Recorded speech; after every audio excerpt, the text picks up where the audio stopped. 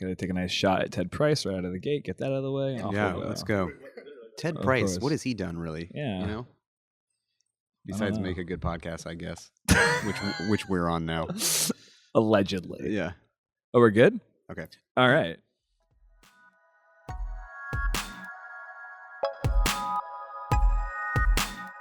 Welcome to The Game Maker's Notebook, a podcast featuring a series of in-depth one-on-one conversations between game makers providing a thoughtful, intimate perspective on the business and craft of interactive entertainment.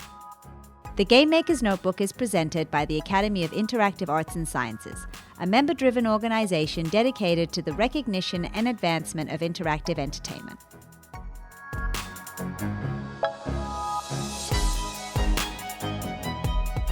Hi, I'm Sean Vanaman from Campo Santo. And I'm Amir Rao from Supergiant Games. And we are here at GDC, which you can hear in the background, although it's pretty quiet right now, I think. We are recording a special episode of The Game Maker's Notebook without Ted Price, who could not be bothered to talk to such scrubs as ourselves. I know. It's sad coming in here, having to fill the void. When I came around the corner and you're like, oh God, it's Sean. It's not Ted Price, not even a little bit. Oh, it's okay. No. Maybe you're like the next Ted Price. I don't think so. Look, I'm not a mind reader or a future teller or whatever, but yeah, it's not looking correct. It's okay. I think we're supposed to.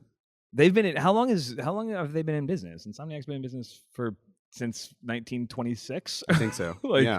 Yeah. When games were made by hand and with carts. Yeah. Oh, like Nintendo. Yeah. No, but I mean they've basically been a ultra respected, high quality, on the bleeding edge of their genres developer since I had a consciousnness of who developers were on console. Yeah.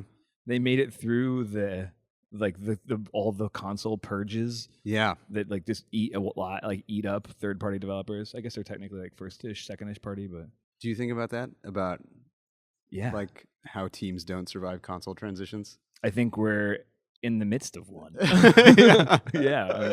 I know you and I have mentioned that in the past, but I think about it all the time, especially because I feel like Campo was the directly benefited from arbitrarily coming out at a really nice time in the console transitions. Yeah. We did incredibly well on PS4 when the game came out. Yeah. And I remember talking to you about sort of what numbers should I expect and what's going to be the split on PC and console. Yeah. And then it was just not that. It was very, very different. And it can lull you into a false sense of security where you go, oh, well, we're good. We can buck trends because we are somehow special. Yeah. And I think I felt that really arrogantly from 2016 to early 2017. Yeah. And now it's early 2018, and I no longer feel that way as we work on the new game. How about yourself? You have more data. Yeah, but I feel like I similarly feel that one cannot discount the role of chance in this whole thing. We started Supergiant in 2009, inspired by the big Summer of Arcade hits that came before us. Castle Crashers and Braid and all that stuff. Yeah. And this is really common, right? You even see this in AAA stuff where you start based on the current thing happening in the business. Yeah. And then release into a time when things are not like that anymore. Yeah. So, our big expectation was that since we were, we were lucky to be chosen as the first game in the Summer of Arcade lineup, that, the Xbox 360 was going to be the most important part of our relationship and where we'd have the biggest audience and have the most sales and all this kind of stuff. And it turned out over time in that first year, Steam actually ended up being more important. And that's something we could not have guessed at the time because for us, there wasn't a bunch of data that said, you should especially then. Yeah. In 2011, when the game finally came out, right. that's what you should be doing. And you also wouldn't think of a game that's primarily played with a controller as being so dominant on a platform. Yeah. At that time. Yeah. I mean, now even you kind of go, oh yeah, like a game like Cuphead is a great example of it doesn't matter. Yeah. People got controllers. People are gonna find one. Yeah. They're gonna plug in anything. Yeah. I don't know. I mean, I kind of it's interesting because I think I mean, I have very few peers who run studios between 10 and 20 people who have had enough success to where they can pay for their own stuff, and then also live with all the, like, you're a designer, like you're not just like making deals and hanging out and watching people make games. Yeah. Like if you go away, not only does a lot of the sort of all the studio director stuff stop happening, but levels and don't get made. Yeah. That was the case for basically, a really long time until recently when we finally decided to start growing a little bit.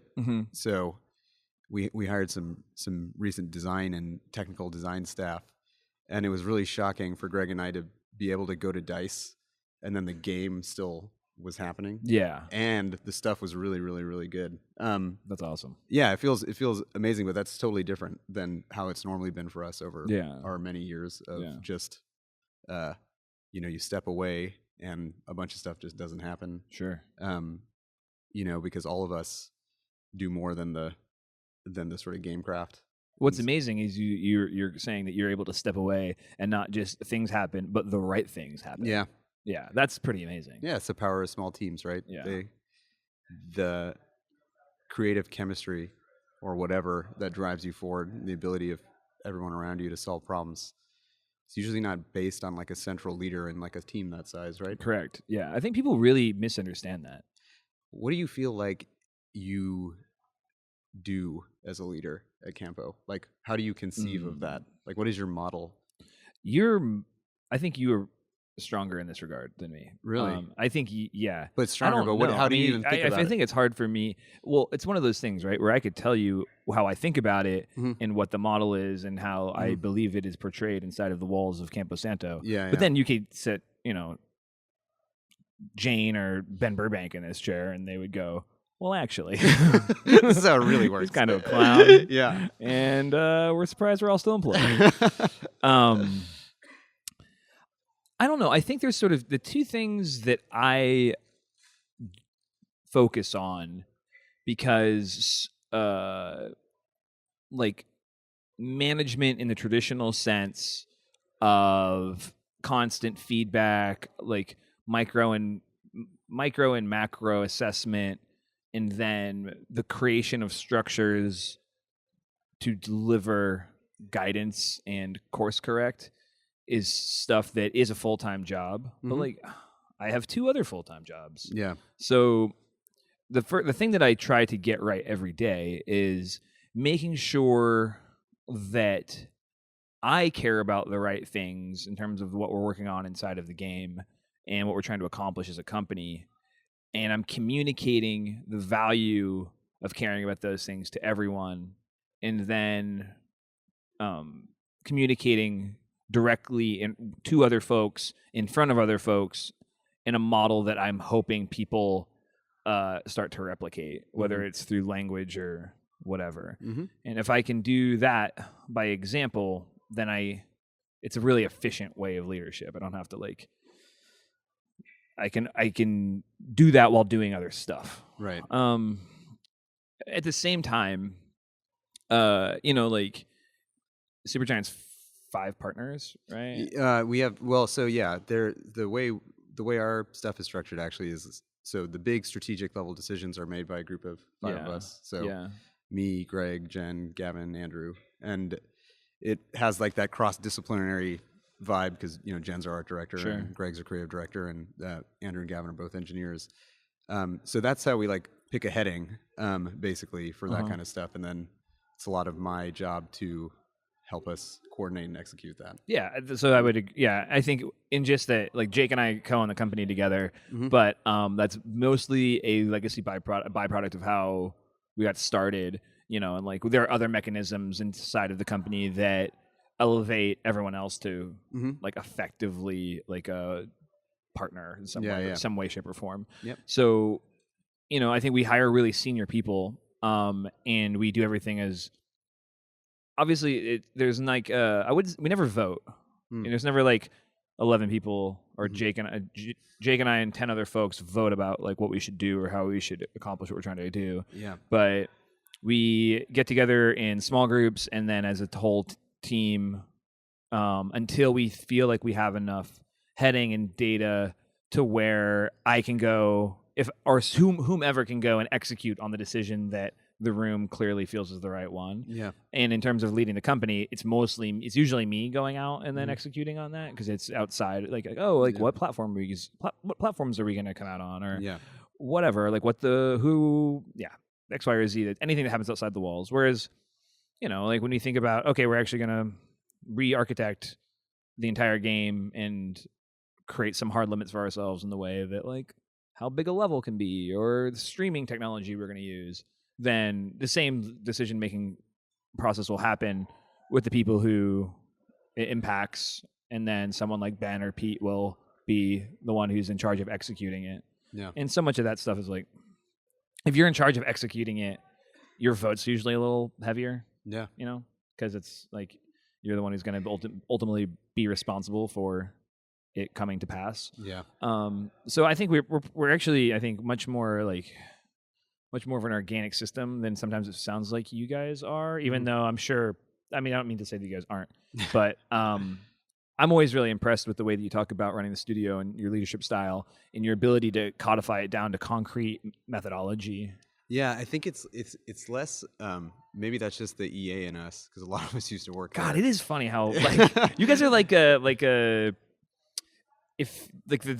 I'm trying to think. Like, there's if Gordon Gekko had like a secret altruistic brother who ran nonprofits and but had all the same propensities of his maniac brother. Yeah, it's like you guys somehow took all these dark powers and retooled them. Yeah, we're not. So I think we are process driven, but we're process driven insofar as the process is made for the people there. So it's like, we reorganize our process based on the game and what we're doing and where we are in the whole life cycle. The thing you're saying about like experts deciding is essentially the same way we work. There's almost nothing. Like, I think the joy of small companies is the part where the people who have to actually execute or are impacted most by a decision essentially make it, right? Yeah. That's the joy and power, and a lot of that is born from the opposite thing happening, which is like the frustrations anyone feels at like a big company when the decision is made in another room that then kind of ends up crushing you. Yeah. There's basically, at our scale, literally no reason that should ever happen. Yeah. Like, if that happens where, oh, hey, we actually decided X last week. Sorry. Oh, you were doing Y? Bad news. Yeah. If that happens, I think at a company of our scale, like, there's been a pretty critical failure across the board. Yeah. I think. Yeah, I think you're right. I mean, what's the... I can't even think, so I'm trying to think, we should get into stories or something, but I can't even think of a moment like that, but I can think of like 100 of them at EA. What's funny is always, I can't think of any. You can't think exactly. of any, I can think of 100 of those that have happened in previous employers. I'm getting good at saying previous employers, by the way. Good. To where, like, if you want to know if I'm talking shit, you at least have to go to my Wikipedia page. Google it, guys. But I can definitely know. I definitely have it happen to me on a micro level, where I just didn't realize that Jake and Claire and whomever had decided that things were going to be like X, and meanwhile I'm just like in my own little world, typing my little words into my little computer, and then they're like, "That's not in the game anymore," and I'm like, well, I like to think that I just go, "Oh," but I usually just get really angry. Get upset. No, that makes sense. And then we deal with it. There's usually a good reason why those decisions get made. But that's the byproduct of what I was saying before, which is just like, ultimately I'm kind of doing too many jobs. Like, I think I've been struggling with that. I felt on Firewatch I had to, because we're so scrappy. Yeah. And now we're like scrappy still, but have a nicer digs, like. Yeah. Well, it's one of those things where there's always that thing that people say in indie companies, you wear many hats and all that kind of stuff. Yeah, I hate that. But there's no way you wear. You only got one head. Yeah, it's true. There's no way you wear all those hats well, right? Yeah. It's like, I feel like I also have 3 jobs, but at any given time I'm doing like one of them hopefully well, one of them kind of okay, and then one of them not at all. And so when that's rotating through, what does it mean? Because one of the things I think about a lot actually in this regard is how often people who are in a leadership position at a studio end up stop working on the video game. Yeah. And so that's actually something I really admire about like Tim. You know, Yeah. he's leading a studio and he's writing games. Yeah. And I think the wisdom is like at a certain point, isn't it in the best interest of your studio for you to be thinking almost exclusively about the high level and the health of your studio? Is it almost like selfish that you keep working on a game when maybe that's work someone else could be doing? I don't know. I mean, it depends on who. Like, Yeah, I mean, I honestly think, I still work on the game, like, so I have no idea. I believe that I can add more value working on the game than I can trying to bend and crimp the armature of the organization to a shape that benefits people in seen and unseen ways. Right. Like, I know that pound for pound, if I am in charge of writing and directing the story content of the game, that we're gonna make more money than otherwise. I would have already hired the person I thought could come take my job. You know. Yeah. But I do believe that. Right. I don't know. So you don't feel like you're hanging on. You feel like you're the best No, person for I that do. position. I still feel like I'm the best person for that Yeah, job. yeah. And I don't. I mean, I generally like. I'm pretty self-deprecating. Yeah. But in this one regard, I 100% believe like you have the confidence. I don't know. You have to. Yeah. No, it makes sense. Yeah. Yeah, I I have no answer to that for myself. I sometimes feel like, God, I could be doing more. Do you have any? So this is, man, I haven't asked you this yet. Ask me. In any form of our It's fine. friendship. So I assume you've hired someone who's incredibly talented, because I know the way you think about things, and I know the sort of folks. Yeah. I know the bar it would take to work at Supergiant. Yeah. Is there any part of you that's like, what if him or her makes me obsolete? Oh yeah, it already happened. So we hired these this group of people recently. So we were 12 for many years, and now we're up to 15. And I sort of had this feeling while I was working with them that like in that first week or first couple weeks, wow, they're really good. Like especially the person who I work very closely on the design side, thought maybe I'll hand off most of this stuff to the next project. And like a month later, was already doing 2/3 of my job. Right. So and he was doing it really well. I think that's just a testament, I hope, to at least a different kind of skill, right, on my part. Sure. Not just like it's not a direct transfer or something. It's like, wow, there's a founding myth here for me, at least, that like I need to be at the center of some design decisions or something like that in order for things to make progress in a certain way. And that myth is based on just the fact that we've just been doing it that way for 3 games. And do you feel like you in the past, in talking to you, you've used the metaphor of kind of like a band? Yeah. And you feel like maybe you were a drummer who can now much more easily like, hey, look, if we need someone to drum one night, I'm drumming. Yeah. Or like I can be drums on a few songs in the studio. Yeah. But I know that I can keep this band together in a much more like high quality way through management and production, or I mean like music production, which is much more creative skill than like being a project manager. Yeah, no, I think I'm still involved in my little piece of the game, but that piece has just gotten kind of smaller and more focused. Yeah. And I think that's good. I love the band metaphor. I love thinking of us as a band. I love thinking about the stuff we do as albums, and I love thinking about what that means to the audience, like that the audience can join you at some point in your album releases, and that's going to be their favorite one. Yeah, and then they have this discovery of your back catalog and realize they like it more, or they like it less, or whatever. Sure. So that's always been appealing to me. It's always been a big part of why we want to stay small.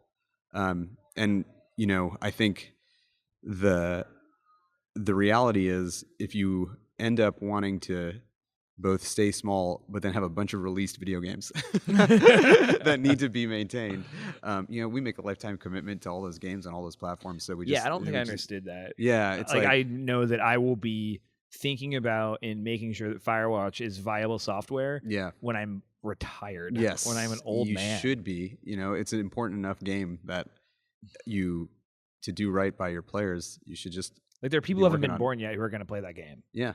Weird. Yeah. And they're going to pay money for it. Yeah, absolutely. And it's got fingers crossed. I mean, it might sell more copies, in the next couple of years than it's sold already. And that's just the way. It's just the way things are right now. So yeah, I mean, it's just. I think it's important to be small.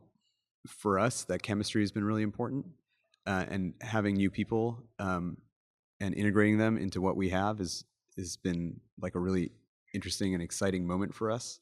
And I don't know that the band analogy works anymore, because you don't really do bands get like a totally new instrument injected, played by a totally different person? I was gonna say you guys are like Dead and Company now. You guys are like whatever, like some big ass jam band. Maybe like the Flaming Lips. You keep talking, but I'm gonna tilt your microphone up. Okay. So I don't want. I see it. It's falling like a trebuchet. Yeah. Yeah, I guess you see the Flaming Lips live, and there are like 50 people on stage. Some of them are just in costumes dancing, and maybe that's maybe it's like it's the touring. So you're band gonna thing. be the guy. You're gonna be the guy in the weird costume with the streamers. Yes, exactly. Like that guy used to play. Man, I can still say I can still say I'm part of the band. Yeah, that's all that matters. Yeah, we've always used this. I've always used I don't think anyone in Campo would agree with me. I've always used a sports metaphor, and I just end up being like a player coach. Yeah, which also doesn't exist. It did in the Major League movies, or like in the 70s in the NBA. Yeah, we're playing in like a smoke-filled arena in Cal Hollow, like that era of the NBA. So why don't we just want to say like we're game companies? I'm a game. What do you mean? Like we like the metaphors because it makes us feel something. I think because I think still folks, in terms of communicating it outwardly, what a game company is so different. Like, like what's the guy from Stardew Valley? Chucklefish. You're talking about the guy who made it, or Chucklefish the publisher? You're talking about Eric. Oh, Eric is what I meant. Yeah, sorry. Yeah. So that's a game company, but then like Ubisoft is a game studio. Right, or like Rockstar, whomever is working on Red Dead Redemption 2 or Red Dead. It's not called Red Dead Redemption 2. It is called Red Dead Redemption 2. I always wanted it to be called Red Dead Requiem or something. I wanted them to just change the third R. Yeah. They didn't do that. So you're saying it doesn't work. We use the metaphors because it doesn't really describe. Yeah. Well, I think generally folks who aren't in the games industry can't really understand what a game development studio looks like, as they shouldn't, because at this stage I've been in enough of them where they all kind of look and feel the same. Doesn't matter if you're, EA or Campo, or like walk around the floor of Naughty Dog, and I'm like, oh yeah, it's a game studio. Yeah, it's quiet in here. Feel the sense of video games being made. I feel the hushed urgency of fear. Yeah, it feels like a video game company. But I don't know. I think also like you have, when you use the band metaphor, your primary goal is keep the band together for as long as possible. Yeah. Because there is a creative alchemy here that you do not find every day. Yeah. And that's right. I think when I started, I don't know if I still feel this way, but when I started using the sports metaphor, and I have to see if I still feel this way, I think, but I felt like my job was put the most talented people on the team who wanted to play together, and then make certain decisions at the strategic level, like what plays do we run and what do we try to accomplish every night, if you're playing basketball or something, that gives us the best chance to succeed. Yeah. And I think that's also because like I'm a competitive person, so the metaphors work for me or something. Yeah. But it doesn't really, being a competitive person in the games industry is like not super useful. It's not really a useful skill. Do you think there should be more feuds? Do you think there are not enough feuds? No. Feuds give me great anxiety. You saying the word feud made it's my throat tighten up a little bit. Yeah. Yeah, I don't know. I think, but I do think there's something to be said where, and you know what? So a skill that I think I have, and a skill that I think you have that we haven't hit on, that I think is a freakish unfair advantage, is the ability to identify talent that can work together. Mm-hmm. You know, Yeah. I think there's a chemistry / talent finding skill that I definitely know you have. And I definitely feel like now that it's been 5 years and we have a slightly different crew working on In the Valley of Gods than we had on Firewatch, and I look at what they're able to accomplish, and I think about how they came to be part of the studio and how they were identified and how we sifted through, whether it was applicants or folks, or this, like, you know, sometimes we'll just make a list. We'll go, here's all the people in the world who are doing this job right now that we know of. Yeah. Should we just go after one of them? We'll do that, you know? Yeah. And our ability to do that effectively, we take a lot of pride in, I think. And I think it's like 90% of what makes us work. Yeah. Yeah. I mean, I think the components of creative chemistry are like really, really hard to like say what they are, right? Mm-hmm. It'd be really hard to say why it works. You just know when it's the right group of people over time, and the fact that they still all want to work together, and want to make things together. I mean, that's the thing I feel the best about. It's really interesting because it's like your experience of that feeling is just actually just to sit in your office while other people work. 100%. You just some of the best, most valuable time I can spend is just disappearing into the space of the office and watching the way folks get each other excited, and the way that they're building upon each other's ideas. And for me to, like, in a very Machiavellian way, think about ways that I can recreate this tomorrow. You know, go, oh, okay, like there are certain things where, I mean, I do this all the time, where I will just pay attention and listen. And by listen, I mean just be around. I'm not like sitting there with my like hand on my chin going, I'm listening to you. Yeah. I'll just try to like stay adept of abreast of what's going on. Yeah. And then I'll watch, you know, Jake will say something and I'll see like a glint in Claire's eye, like, oh yeah, I like that a lot. And then a week later, there'll be something, I'll have taken that and interwoven it into the design of a scene or a scenario or into the dialogue of the game in a way that I wouldn't have done had I not seen that glint. And then she'll go, oh shit, when she experiences it, when I send over a little prototype or whatever. Yeah. And like, I know what I'm doing, like the entire time. I'm not just like, oh, you happen to, and I'm like, yo, you like that? It's like, no, it's like I am out there like setting traps for my coworkers to surprise and delight them. Because if we can do that, then like they'll do that with each other. And if we're doing that with each other, then we'll do that with players, and then we'll be successful. Yeah. You know, it's like, yeah, I mean, the sense that you've pulled a good crew together is like that's probably the thing that feels the best. I think it's the most durably satisfying. Yeah, one of the things that makes me feel really good that Greg, our creative director, has said before when he gives interviews is that when trying to describe what I did was just said, you know, Amir is our Commander Shepard from like the Mass Effect series. Did you just start crying? Yeah, I wanted to, but we were at PAX and I was just standing next to him, so I had to hold it inside. But yeah, it's like, you know, I never. Everyone makes their own custom Amir when they start. Yeah, I wish. I never really thought of it that way because for me, I was just starting a game company with the people I like the most and who I, you know, Darren, our composer, I've just known since he was 8 years old. Like his qualification was like a lifetime of friendship. Sure. He was also an amazing musician, right? And turns out an award-winning video game composer and sound designer. I don't really know that when I hired him, right? Right. Yeah. If you were trying to replace him, the qualification would have to say 20 years of personal experience. Yeah. With Amir Rao. Yeah. Exactly. And friendship and knowing how I can be and how to talk to me. So yeah, I think it's one of those situations where the pride I feel in the studio, there's definitely pride in the work. And there's definitely pride in the accomplishments and the fact that we're still doing it together after all these years.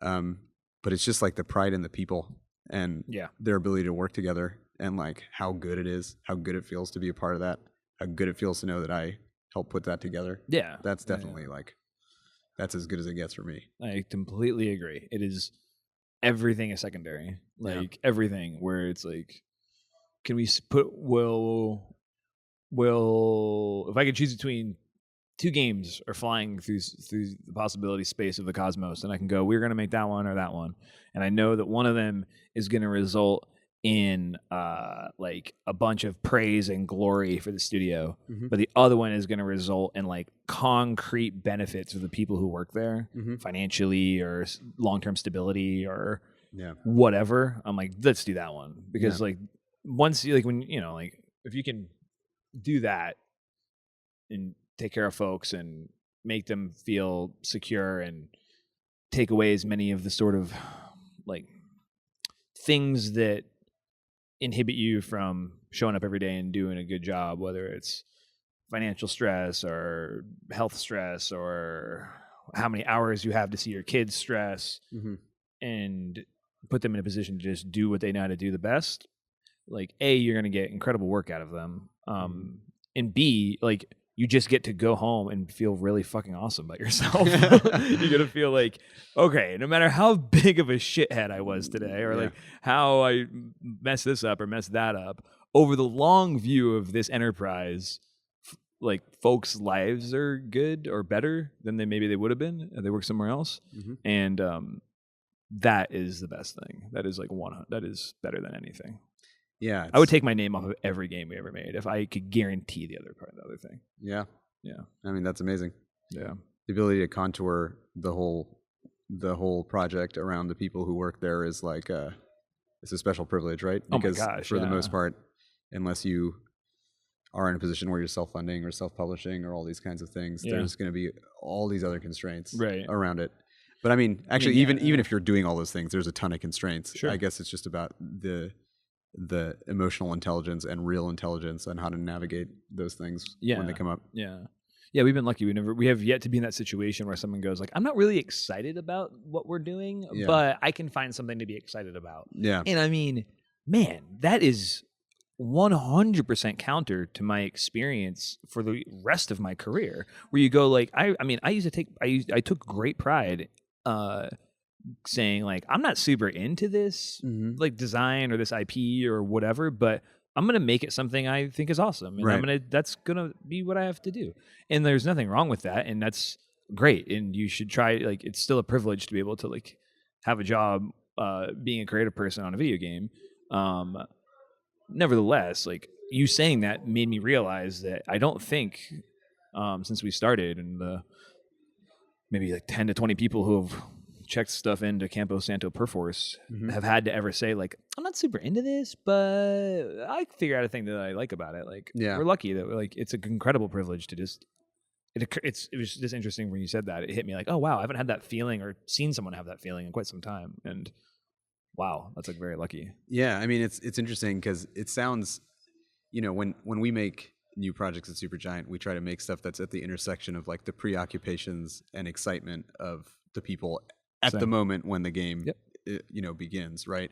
And usually that can often be like a massive reaction to whatever you just did. So the things that still excited you about what you just did and things that you're sick of. I know, right? When you finish a game, two things are true. You're never better at making the game you just made that you no longer get to make. And also you've never been worse equipped to figure out what you should work on next. I really think that. I wish that I think after about 18 months, you're back to normal. And you can make really sober decisions, sober and exciting decisions. What are you supposed to do? To shut the studio down for 18 months? I guess so. Port the game for 9 send everyone away? Because we were like, we would never make a spiritual successor to Firewatch. And now we're like 18 months later.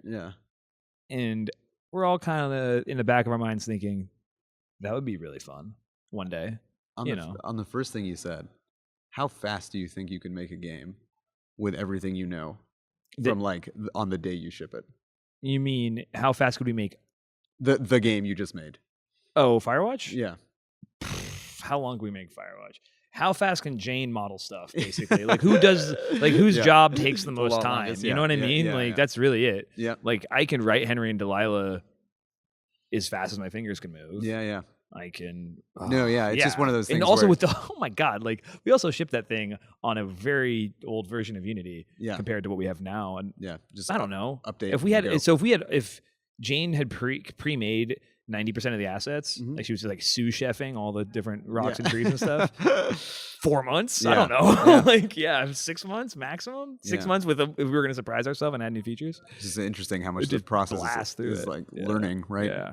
And then how much of the process you're saying after you ship a game is like learning. It's just like remembering what you would actually do instead of just reacting, I guess, emotionally to what just happened to you. Yeah. Which, I don't know. I say that, and then at the same time, it's like going on a really circuitous road trip, and you're like, no, I've driven this. I've driven there before. We're good. I don't need the map. And then you're out there, and they're like just like, like there's crows and like hawks overhead in the middle of the woods, and you go, I don't think I knew where I was going. Could have sworn I'd been through here before, but going on day 2 of being lost, so maybe 4 months was a little aggressive. do you feel like you guys are better at finishing games or starting them? Finishing. We feel like we're better at finishing too. That's probably good. I don't know. If you said starting, just given your studio's track record, I'd be like, damn it. No, that would have been great. Then we could just switch. You could start the games and I'll finish them. Dude, that'd be so fucking cool. Oh my god. Just make it efficient. Just wait for the Campo Santo Supergiant merger. You heard it here first. Yeah. You could just do one then the other. I mean, it would instantly become Lord of the Flies, where people would kill each other. Well, that's the thing. If the creative chemistry matters, right? Yeah. Then it should mean that us working together would be really terrible. It would be bad. It would be who's your favorite band? Who's my favorite band? I don't know. My favorite like indie rock band is Wolf Parade. Okay, it'd be like them going on tour with the Golden State Warriors. Wouldn't work. Everyone's just like in the green room. I would see that tour though. That is actually at the intersection of two things I like. That's so true. Yeah, that's funny. Yeah, that makes sense. I mean, it's hard to imagine a world in which you, for me, it's hard to imagine a world in which I do other things, much less. What do you mean, like go on long walks and read books, or what that I have no idea what that is. But you have to go on walks. You have a beautiful dog that needs to go outside and frolic. Yeah, I have mandatory walk time. Yeah, so that part is really good. You got that tennis ball flinger. It's mostly the world in which I am not doing this. Oh, I see. Yeah. Like that's interesting because Jake and I have spent a lot of time talking about that. Yeah. I go like, oh, we're just gonna make this. We're gonna keep making games with like 12 to 18 people for their next forever. Is that the future? Yeah. Will that make us happy? What will make us happy? Are we happy now? Yes. What are the things about our day-to-day lives that make us happy? Yeah. That stuff is, and I think about that a lot. I think about that all the time. Yeah. I mean, the hard thing is in all these things is knowing what you want, right? Yeah. If you knew what you want, you would just go. Sure. Just go do it. You just go get it. Yeah. And I think I think that a lot of it is just having a good dialogue with yourself all the time. Like if you have a good dialogue with yourself, it makes this job a lot easier. Yeah. Because then you're able to have a good dialogue, or at least a confident dialogue with your coworkers and your employees. Yeah. Because like I find myself walking through life, especially over the past 2 or 3 years, going like, all right, what am I doing right this second? It's like you're gonna go get a sandwich from that spot around the corner of the office. Is that what you want? Are you happy about that? And I think about that all the time too. Yeah. It's like I'll be like, riding my bicycle to work and be like, okay, like you're riding to Campo Santo. What are you gonna do when you get there? Is that the thing you want to be? Are you happy about that? Your leadership and yourself. Is it going to be good for the company when you do that? Yeah. Or is it something you're gonna be doing to make yourself feel better? That's actually going to be a weight on the company, a drain on the company. Yeah. I think about that stuff a lot. But where was I going with that? I don't remember. Doesn't matter. We can go somewhere else. Who knows? It literally doesn't matter. When the aliens come, this MP3 will have been destroyed on whatever devices it happened to have been downloaded on, and life and our work is effectively meaningless. Yeah. Yeah. Actually, I had that thought. Supergiant. Really? You don't think not meaningless? What do you mean? There's going to be like a thumb drive with your oeuvre floating around through space and the pod, the culture seed that we send out into the cosmos. This is what our people are capable of.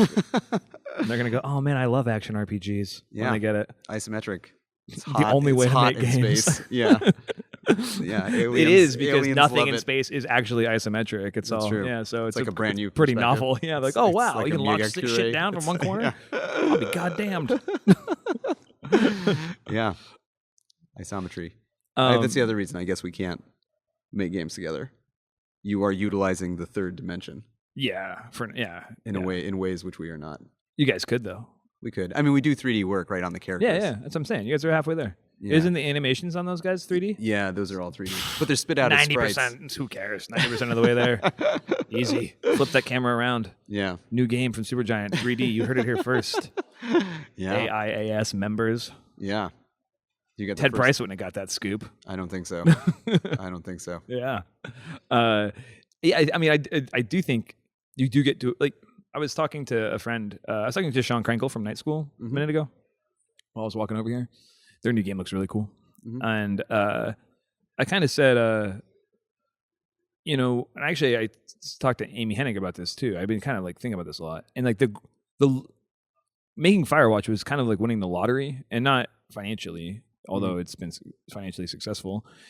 And just that you don't really ever get to make games like that then are commercially and critically successful and also personal and also allow you to forge a dozen friendships with the folks who make it. And it feels very much once in a lifetime, and there's no part of me that's chasing that feeling again. Yeah. There's no part of me that feels like, oh, I got to do that again. I got to make another game that makes me feel like Firewatch, or is as good as Firewatch, or is blank, or is personal, or is whatever. Like, I kind of just feel like the monkey's off my back. Yeah. And I just get to go to work. And then the question becomes like, oh, if you had a monkey on your back or a chip on your shoulder trying to get something accomplished, or, you know, both, or either for personal reasons or for practical reasons, when you do it, it's very freeing. But then you're kind of left with, well, how do I spend the time that I have left as a living person? You know, we're back to Oblivion again. Yeah, we've circled right back around. Yeah. And I think like that's an interesting kind of, it's a very lucky phase to be in life. We go like, okay, well, how many games do I have left if I think I'm going to stop making games at X age, or I'm going to kick the bucket at X age? Like, how many? And you know, well, I think about that a lot. Yeah, is this one of them? You know, like, wow, okay, in the Valley of Gods is going to be like one of the 6 or whatever. Yeah, how many games you have in you? Yeah, I mean, games are weird that way. At least the games that you and I make, right? They take years and years to make, and so you can just do the division. So you really only have 6? I don't know. Are you counting your previous work? Because then you only have like. I probably would only really count The Walking Dead. Okay. I was kind of like, I was never really integral to the other stuff. Yeah, I was just like a clinger on for anything. I was like, oh, people are working on Monkey Island. Gotta get on that. You know, whereas Walking Dead was like, all right, well, starting this in the beginning, I guess. Gonna be here on the end. Yeah. So you have 3 more. I don't know, probably more. It depends. Am I going to be on that like John Blow logarithmic scale of like every time it's like, no, this one takes 22 years.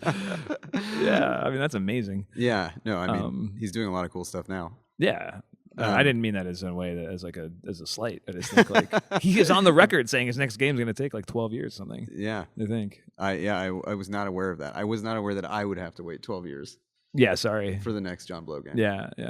My buddy and I like 100% of The Witness together, and it was one of the most satisfying game experiences in my past 5 years. It's so fun. Yeah. Oh man, that is such a fun game to co-op. Just sit there and stare at the same. We do like Steam screen share or whatever, Steam streaming. Yeah. And just stare at the screens together. Oh, I loved it. It's so fun. Anyway, I don't know, man. That's a silly thing to say. Yeah, I mean, it's hard. You ride motorcycles. You may have no games left. We both do. We both ride motorcycles. Yeah. That's Holy true. Cow. I guess. But yeah. I mean, I have a question. Yeah. How would you feel about if you kick the bucket, your team finishing your game like in an Eyes Wide Shut Stanley Kubrick situation, where like I'll take over the movie? That'll be great. I mean, they could easily because I don't do the thing. Yeah, I don't do a thing that. I guess it'd be tougher if like something. This is getting kind of dark. Let's move on. Yeah. We're gonna pick what would be the hardest. It's like to if you had the game. one person, were to get murdered. In your company. We have that conversation a lot. Not about who would be murdered, but mostly about like what do you like in a band if someone dies? Like that's a big deal. Yeah. Right. See, it's easier when I use a sports metaphor because they can just be out for like the season. Yeah. They can have a Gordon Hayward ankle dislocation. Yeah. No, absolutely. Yeah, we'll be back though. Yeah. That's it. I mean you don't get injured making games. No. Yeah. I think so we're still in a dark place, but I think part of the implication behind the question of how many you have left is this idea, maybe true or false, that you will either get less good at it, or even the idea from Robin's best debut speech yesterday when Studio MDHR. Did I do that right? I think I did. The Cuphead people won best debut, which I think is an award you guys won. Yes. And she said, wonderful things are in store for them. Yeah, having won that award. Yeah, exactly. And it was seminal. And the thing she said is like, these are the teams who are destined to be fucked, because never again will you hit X high. I don't feel that way. Yeah, exactly. But there's a part of it. Yeah. That is like, well, like you said, you had a really lucky moment, right? Yeah, I feel good though. Who cares? Tasted Metacritic 60s here on out. See if I big whoop. Just gonna pump out the big sequels. Whoop. Yeah. Don't even care. I don't know. I really feel that way. Yeah. I mean, I say that. I feel that way when I am speaking as Sean over the long view of history. Yeah. But I don't feel that way in the moment. It sucks to like put something out that people don't like. And yeah. No, absolutely. I think none of us want to do that. But I mean, in terms of the day-to-day satisfaction, I'm not waiting to like it's not like a juice is worth the squeeze situation for me. I'm not like waiting for that hit at the end where the game comes out at all. Yeah. It's like Kevin Durant keeps using this phrase where he goes like, I just want to hoop. Yeah. He's like, I just want to hoop. Yeah. He's like, I'm out for 6 weeks. That sucks. Just can't hoop. Yeah.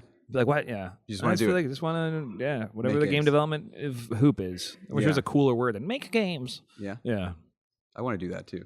Yeah, man. I think games are like you were the you, if not you, then no one does, because I feel like you are, at least in my brain, the person who like is in it to win it in terms of like the day to day. I go there to do the job and I like doing the job. Yeah. I think that's it's always been like the end is just to keep doing it, like with this group of people for as long as possible. Yeah. There is no destination. There is simply you really like being on the journey. Which is why we keep going to Oblivion, because it means that like the Supergiant Games motto is just sort of like die here.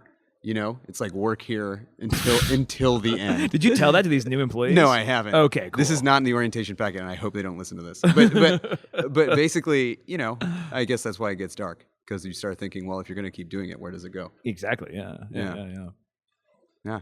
I don't know. And what do the games come out on?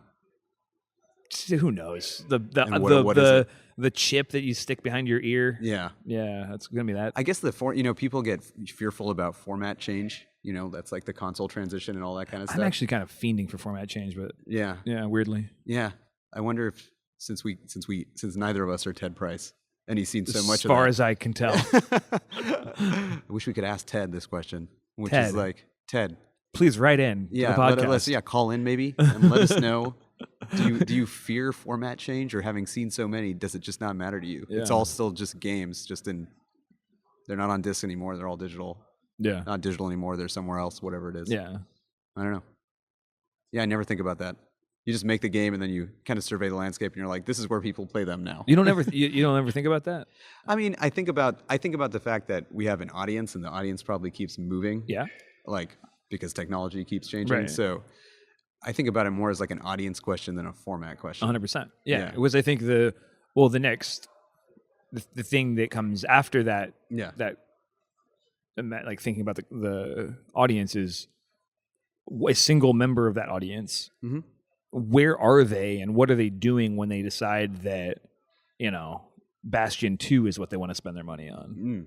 Yeah. And how does that game not being made, by the way? Just ever. No, not Sean. Oh, sorry. I'm just trying to help out.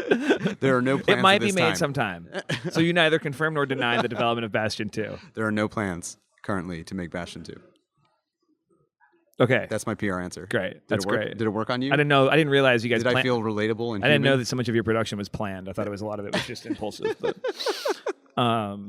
so you guys don't know what game you're making when you're working on it? No, of course. No one does. And if somebody tells you they do, they are full of crap. That person is lying right to your face, and you should punch them in the mouth if they're like, I knew exactly what I was doing the entire time. It's like, you did not. Get out of here.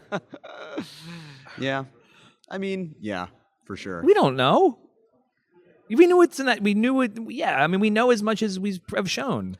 So when you're doing it, are you chasing feelings or are you chasing something else more finished? Feelings and polished product. Okay. Yeah, those two things combined. Yeah. We'll be in good shape. But the thing I was going to say is, like, I think format change is interesting in that, like, I have to think about where you are as a person when you've decided to play the game, and is it a $20 experience that you're downloading, like 4 to 6 hours of? Is it a $60 game? Is it, right. Like, oh, you're right about that. All that stuff. And like, for the things that we make, yeah, that our model, the $20 indie model, basically, is more, other than the $60 disc model, is the second most kind of static, unchanged model of the past decade. Mm-hmm. And I go, well, is that good? Yeah, I don't know. Me neither. Yeah, I have no idea. Why don't you guys take a giant risk on something weird, and then we'll know if it's successful or not? Spend like whatever, how many millions of dollars you got to do. Yeah, I mean, I think The canary in the coal mine. well, I think in general, right? If you feel like you have a compelling idea, it's risky and original, or you're trying to do something that your audience will like, or whatever it is. Yeah, it makes you very conservative on the other things, right? It makes you really conservative. Oh yeah. About, I didn't think you were gonna go that way. Yeah, about like, okay, well, where should we put it? Well, let's just put it somewhere where we think people right. So let's set it in the middle of the table so it can't get knocked off. Yeah, exactly. Yeah. Let's set a price that is a fair value and is not like taking a risk or whatever. Yeah. Pushing a boundary. Yeah. $24.99. It's like, what? People have done that. I know. That's a real price. You know how I feel about that price. Same as I feel about TED price. Yeah. Yeah. That made no wow, sense. Full circle. Yeah. You know who I've never met? People are going to miss us when we're Ted not Price. drunk. Never in my life. He seems so nice and smart. And like just sort of, yeah. Why? I interviewed at Insomniac before I worked at Telltale. Oh yeah. To be a writer, and they interviewed me 3 times, and I felt like I was going to get it, and then I didn't get the job.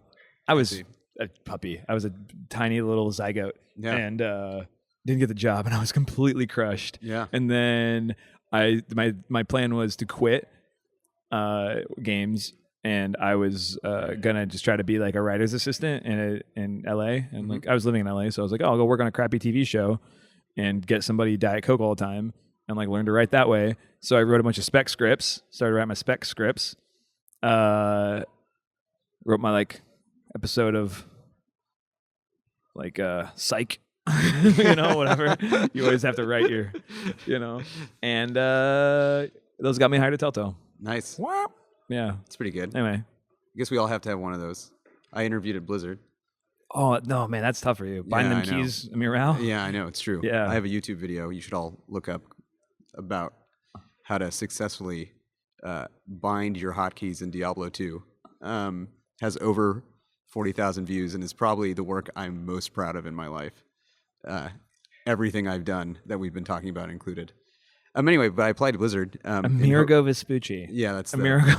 Sorry. You're just outing me in every possible way, Sean. Can you beep that? Whoever's editing this, do you edit this, Claudia? Yeah. All right. Beep, beep, beep. Sorry, it's a good YouTube. Anyway, I totally lost. Oh, you interviewed at Blizzard. I was interviewed at Blizzard. I also felt like I was getting really far. And then had I done that, the only equivalent of this would have been if I made a Ratchet and Clank rap video and then interviewed at Insomniac. Well, okay, so to be clear, I made that video out of love. Many years, of course. Many that years is before. Completely obvious when you watch it. Yes. No one would make it for any other reason. Would make it for any other reason. That's true. That video is pure love right there. Actually features Darren Korb. So it's musically tight. Like it's I think like as a piece of music, it's like it's competently made. It's his production. It's like the precursor to Transistor. Anyway, so I interviewed there. I thought I was going to get it, and then I didn't. And then a couple months later, I was talking to my dad about my future in my life. I said, Dad, someday I really want to start a company. I was 25 years old, and he said, you should start one now because if you fail, you'll just be 27.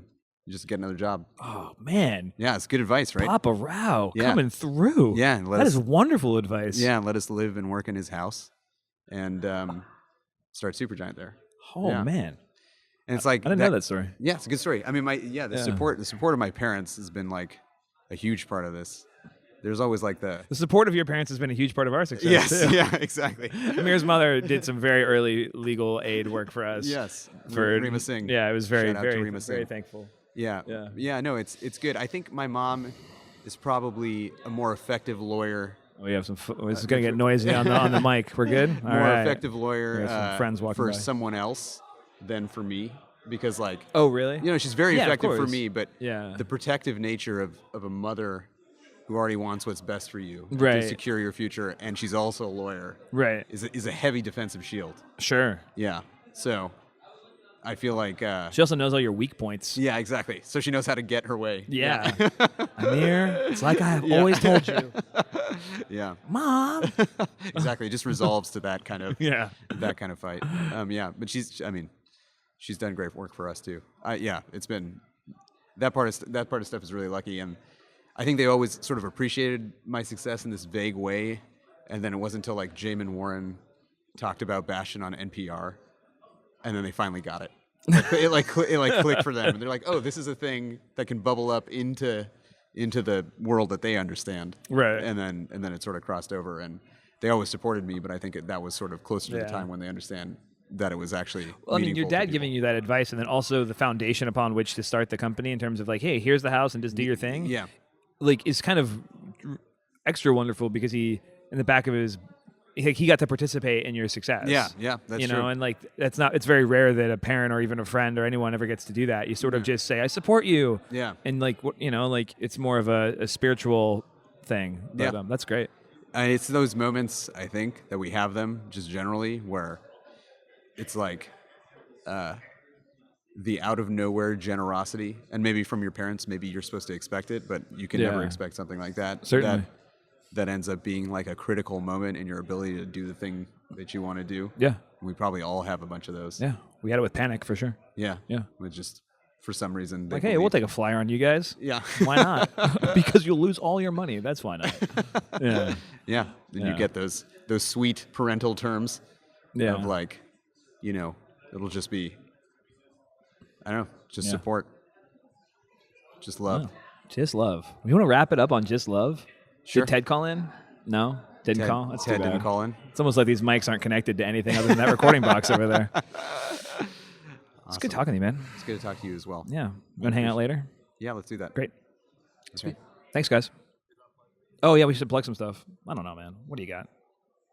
I will say you should definitely follow the development of In the Valley of Gods at inthevalleyofgods.com/ just like the Campo Santo blog. So you go to camposanto.com. We have a dev blog. We're super proud of the stuff we put up there. Follow us at Campo Santo. Don't follow me on Twitter. It's not worth it. Yeah, I only follow cyber athletes and NFL players on Twitter. That's so wise. You will not get any information following me on Twitter. However, you should follow Supergiant Games. Or go to supergiantgames.com. You should follow at BlitzDota. Yeah, if you're gonna follow any esports athlete. Yeah, if you want, great. Yeah, if you want esports recommendations, I have those. Blitz but is great. Supergiant Games. We have all our announcements, whether it's new positions we're opening or things we're working on or cool fan stuff. So you'll hear about it there first. Later, dude. Thanks. That was really fun. I really loved that. Was it good? I can't believe that I learned stuff about you that I didn't already know.